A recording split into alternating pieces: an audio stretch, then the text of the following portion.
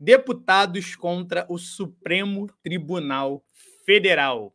CCJ aprova novas hipóteses de impeachment para ministros. Projetos de lei se somam às PECs também aprovadas na comissão nessa quarta-feira para afrontar o Supremo. Dando sequência à sua pauta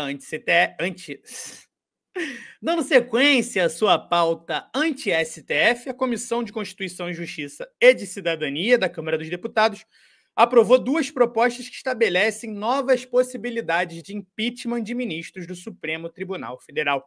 De relatoria do deputado Alfredo Gaspar, do União Brasil de Alagoas, o projeto de lei 4754 de 2016 estabelece como crime de responsabilidade usurpar mediante decisão, sentença, voto, acórdão ou interpretação analógica as competências do Poder Legislativo. Acho que o Congresso Nacional deveria se chamar Congresso Supremo Nacional, pelo jeito, né? Porque ninguém pode revê-lo. O projeto inclui novas hipóteses de crime de responsabilidade dos ministros do STF, como, abre aspas, manifestar por qualquer meio de comunicação opinião sobre processo pendente de julgamento ou juízo depreciativo sobre despachos, votos ou sentenças de órgãos judiciais ou sobre as atividades dos outros poderes da República.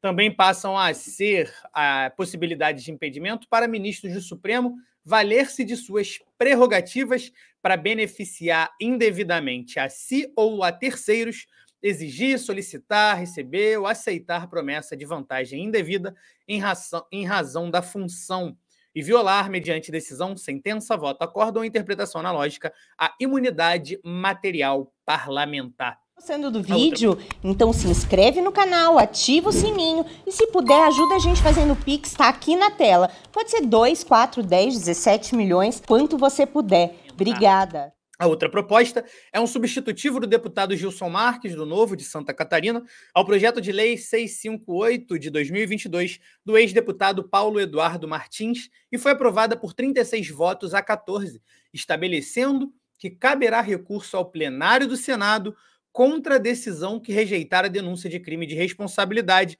oferecido por ao menos 1/3 dos parlamentares da Casa. Institui como possível crime de responsabilidade manifestações de caráter político-ideológico por qualquer meio de comunicação, ressalvada aquela exarada no exercício de funções jurisdicionais, bem assim a veiculada em sede acadêmica, científica ou técnica. Bom, agora os textos vão ser encaminhados para votação no plenário da Casa. Equilíbrio entre os poderes. Abre aspas. A usurpação de competências dos demais poderes e a judicialização da política tornaram-se práticas cotidianas. Soma-se isso ao fato de que os membros das Cortes Nacionais se tornaram figuras públicas frequentes na mídia, manifestando-se sobre todos os temas, inclusive sobre o mérito de processos em tramitação, disse Gilson Marques. Mais cedo, a comissão já havia aprovado outras duas propostas para enfraquecer o STF, uma que limita o poder que os magistrados do STF têm ao tomarem decisões monocráticas e outra que possibilitará ao Congresso Nacional reverter decisões da Corte, caso os parlamentares considerarem que a decisão ultrapassa a função do Poder Judiciário. Essa última proposta foi alvo de duras críticas por parte do deputado federal Chico Alencar, do PSOL aqui do Rio. Abre aspas. Claramente, ela fere o princípio pétreo do equilíbrio entre os poderes. Por ser flagrantemente inconstitucional, ainda há Constituição nesse país, estaria instituindo um legislativo hipertrofiado e criando uma espécie de Supremo Tribunal Legislativo. O Supremo Congresso estava mais legal. Ou seja, ela concede ao Congresso Nacional o poder de sustar efeitos de decisão do Supremo Tribunal Federal. Repito, isso só ocorreu no Estado Novo, e mesmo assim porque era um Estado autocrático e o Congresso mesmo tinha pouquíssimos poderes porque foi fechado, disse Alencar. Agora vamos lembrar que a gente tem hoje o Congresso, tanto o Senado quanto a Câmara dos Deputados, mais conservadora do que nunca, né?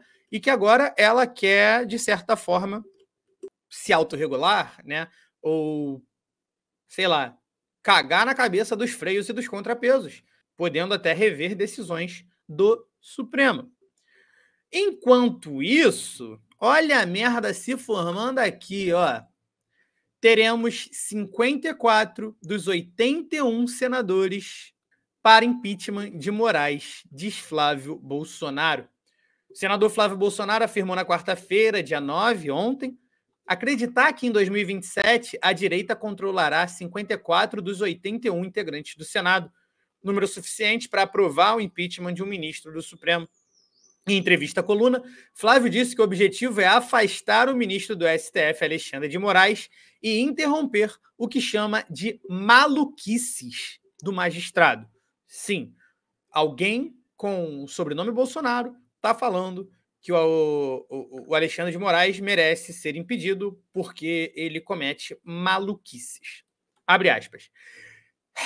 Eu sempre falei que eu acreditava numa espécie de autorregulação do próprio Supremo contra esses arroubos absurdos, essas maluquices do Alexandre de Moraes. Por enquanto, ainda não aconteceu. Disse Flávio, acrescentando que o impeachment é o último remédio amargo para essa situação e tem condições de acontecer na próxima legislatura.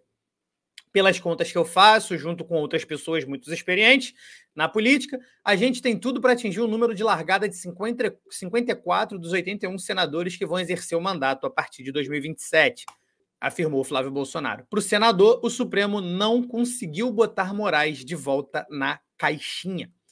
O número de senadores citado por Flávio, 54 dos 81, é o necessário para a aprovação do impeachment de ministros do Supremo Tribunal Federal. Trata-se do quórum mais alto em votações no plenário do Senado, maior até do que o mínimo para aprovar propostas de emenda à Constituição. Cabe ao presidente do Senado iniciar a tramitação de um pedido de afastamento de um ministro do STF. O cargo é ocupado atualmente por Rodrigo Pacheco, que já registrou pelo menos 2 pedidos de impeachment contra Alexandre de Moraes. O mais recente foi apresentado por próprio Flávio Bolsonaro e outros senadores bolsonaristas no mês passado. O outro foi assinado pelo então presidente Jair Bolsonaro lá em 2021. Na época, Bolsonaro prometeu também pedir o afastamento do ministro do STF, Luiz Roberto Barroso, mas recuou. Engraçado, mano, que com o Gilmar Mendes ninguém se mete, né, cara? Com o Gilmar Mendes ninguém se mete, mas é isso aí. Mais uma da série de empreitadas, né, até disparates do Congresso contra o Supremo Tribunal Federal, que muitas vezes só faz o que o Congresso deveria fazer. Aí eu te pergunto, legislar? De certa forma, né? Não necessariamente legislar, mas, bom, algumas coisas têm que acontecer. Se o Congresso não faz, os casos continuam chegando ao Supremo Tribunal Federal, o Supremo tem que fazer alguma coisa, né?